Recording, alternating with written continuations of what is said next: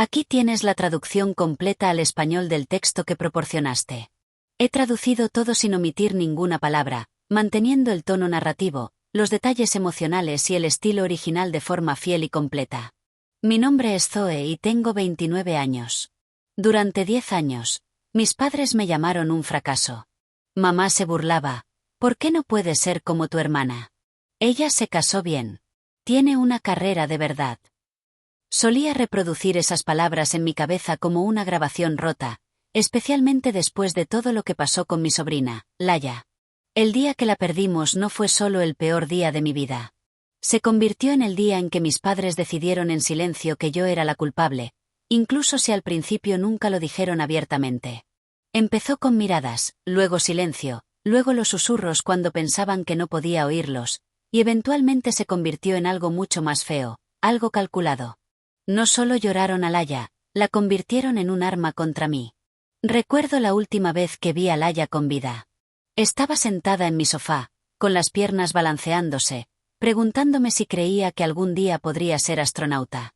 Tenía ese tipo de imaginación, el tipo que te hacía creer que cualquier cosa era posible solo con estar cerca de ella. Esa noche, la dejé en la casa de mi hermana. Se suponía que era algo rutinario, normal, seguro.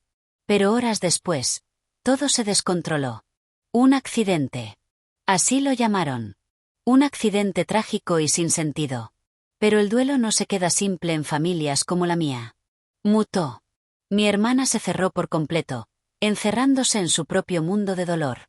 Y mis padres necesitaban a alguien a quien responsabilizar, alguien más fácil de confrontar que el destino mismo. Y yo estaba justo allí. Al principio fue sutil. Mamá dejó de abrazarme. Papá evitaba el contacto visual. Las cenas familiares se volvieron más silenciosas cuando yo entraba en la habitación. Luego vinieron los comentarios. Si tan solo no hubieras insistido en que viniera esa noche. Deberías haberla vigilado mejor. Frases pequeñas, lo suficientemente afiladas como para cortar profundo, pero lo suficientemente suaves como para negarlas después. Al principio intenté defenderme. Intenté explicar, pero cada explicación sonaba como una excusa para ellos. Con el tiempo, reescribieron la historia. En su versión, yo no solo estaba allí. Yo era la responsable. Era descuidada, imprudente, la razón por la que Laia nunca creció ni pudo perseguir sus sueños de astronauta. Y cuanto más contaban esa versión, más la creían. Empecé a notar otras cosas también. Documentos legales que no entendía. Conversaciones que se detenían en el momento en que yo entraba. Mi nombre mencionado en tonos que ya no sonaban a familia. Sonaba a responsabilidad legal. Fue entonces cuando me di cuenta de que esto no era solo el duelo hablando. Había algo más debajo, algo deliberado. El punto de quiebre llegó un año después en una pequeña reunión familiar. Alguien mencionó a Laia y antes de que yo pudiera siquiera hablar, mi mamá dijo lo suficientemente alto para que todos lo oyeran. Algunas personas simplemente no entienden la responsabilidad hasta que es demasiado tarde. La habitación se quedó en silencio. Todos los ojos se volvieron hacia mí. Y en ese momento, supe que esto no iba a parar. Así que dejé de intentar arreglar las cosas como ellos querían. En cambio, empecé a prestar atención en silencio, con cuidado. Volví a revisar todo, fechas, mensajes, cronogramas. Hablé con personas que ellos no pensaban que yo contactaría. Hice preguntas que nadie había hecho antes. Y lentamente, las piezas empezaron a encajar. Lo que encontré no hizo que el dolor desapareciera, pero cambió algo fundamental. Porque la verdad no se parecía en nada a la historia que ellos habían construido alrededor de mí. Ni siquiera cerca. Y por primera vez en años, ya no tenía miedo de lo que ellos creían. Estaba esperando. Esperando el momento adecuado. Esperando que todos estuvieran en la misma habitación. Esperando el Día de Acción de Gracias. El Día de Acción de Gracias llegó más rápido de lo que esperaba. Como si el tiempo mismo quisiera empujarme hacia el momento que había estado preparando. Casi no fui. Por un segundo, pensé en proteger mi paz, quedarme en casa, dejar que ellos mantuvieran su versión de la historia mientras yo seguía adelante en silencio. Pero luego recordé a Leela. Recordé la forma en que su risa llenaba una habitación, como solía correr directamente a mis brazos sin dudarlo.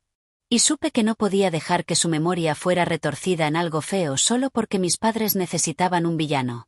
Así que fui. La casa se veía exactamente igual, perfecta por fuera, como si nada se hubiera roto nunca dentro de ella. 14 personas ya estaban allí cuando entré. Familia extendida, algunos amigos cercanos, incluso vecinos que habían conocido a Leela desde que era un bebé. Las conversaciones zumbaban suavemente, pero sentí el cambio en el segundo en que puse un pie dentro. Las miradas se dirigieron hacia mí, luego se apartaron. El aire se tensó. Familiar. Mi mamá estaba de pie cerca de la mesa del comedor, sonriendo demasiado brillante mientras arreglaba los platos. La misma mujer que solía abrazarme cuando lloraba, ahora me miraba como si fuera algo que no soportaba tocar. Mi papá estaba a su lado, callado como siempre, su silencio más fuerte que cualquier acusación. La cena comenzó con una cortesía forzada, charla trivial, risas que no terminaban de encajar, y luego, como siempre sucedía, la conversación giró. Alguien mencionó a Leela. La habitación se suavizó por un momento hasta que mi mamá habló. Su voz se escuchó lo suficientemente claro como para llegar a todos. Algunas pérdidas se quedan contigo para siempre, dijo, mirándome. Especialmente cuando podrían haberse evitado. Ahí estaba la misma frase, la misma implicación. 10 años siendo reducida a ese único momento, 10 años siendo el objetivo silencioso en cada habitación. Pero esta vez, no me encogí. Me levanté lentamente, mi silla raspando lo suficiente como para atraer todas las miradas hacia mí. Mi corazón latía con fuerza, pero mi voz no. Tienes razón, dije. Algunas cosas deberían haberse evitado. La habitación se quedó inmóvil. Metí la mano en mi bolso y saqué una carpeta gruesa. Meses de trabajo, años de verdad comprimidos en papel y pruebas. Durante 10 años, le han contado a todos su versión de lo que pasó, pero dejaron fuera algunas cosas. La sonrisa de mi mamá flaqueó. Zoe, este no es el momento. Este es exactamente el momento. Abrí la carpeta y empecé a colocar documentos sobre la mesa, uno por uno.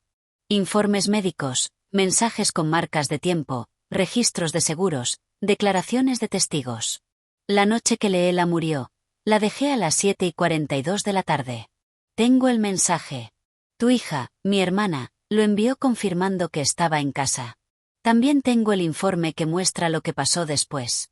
La parte de la que nunca hablan. Murmullos se extendieron por la mesa.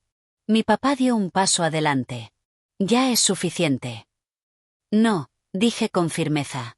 No lo es. Saqué el último conjunto de papeles, los que me habían tomado más tiempo conseguir. No solo me culparon, dije, mirándolos directamente ahora. Redirigieron todo porque admitir la verdad habría significado consecuencias legales, consecuencias financieras. Hice una pausa, dejando que el peso de eso se asentara. 4,6 millones, dije en voz baja. Acuerdos, reclamos, dinero que fue manejado en silencio mientras yo era convertida en el chivo expiatorio. Jadeos, shock, confusión. Esto no es solo duelo. Esto fue una estrategia. El rostro de mi mamá se había puesto pálido. Mi papá parecía estar atrapado entre la ira y algo más cercano al miedo. A nuestro alrededor, la gente recogía los documentos, leía, susurraba, conectando puntos que nunca se les había permitido ver antes.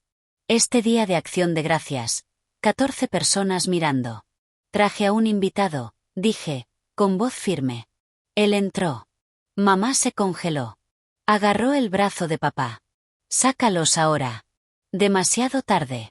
Justo a tiempo, la puerta principal se abrió. El hombre que entró no era un extraño para mí, pero sí lo era para ellos. Calmado, profesional, ineludible. Buenas noches, dijo, su voz cortando el silencio. Creo que tenemos algunas cosas que discutir. Ya estaba a media frase. Nadie se movió. Por primera vez en 10 años, yo no era la que estaba siendo juzgada en esa habitación. No era la que se encogía bajo el peso de su historia. La verdad había ocupado espacio, y no iba a irse a ninguna parte. Miré alrededor una última vez, no a mis padres, sino a las personas que les habían creído en silencio todos estos años. Yo amaba a Leela, dije, y he terminado de dejar que su memoria sea usada como un arma. Tomé mi bolso, dejando la carpeta atrás. Esta vez, cuando salí de esa casa, nadie me siguió. Nadie me detuvo. Y por primera vez en una década, sentí algo que no había sentido en mucho tiempo. Si te quedaste conmigo hasta el final, ya sabes que algunas verdades tardan años en salir a la superficie. Pero cuando lo hacen, lo cambian todo. Suscríbete a Corer y Ben Tales para más historias reales y cautivadoras donde el silencio se rompe y la verdad finalmente habla. Traducción completa y fiel al español. No se omitió ninguna palabra ni se acortó el contenido. Si necesitas algún ajuste adicional, avísame.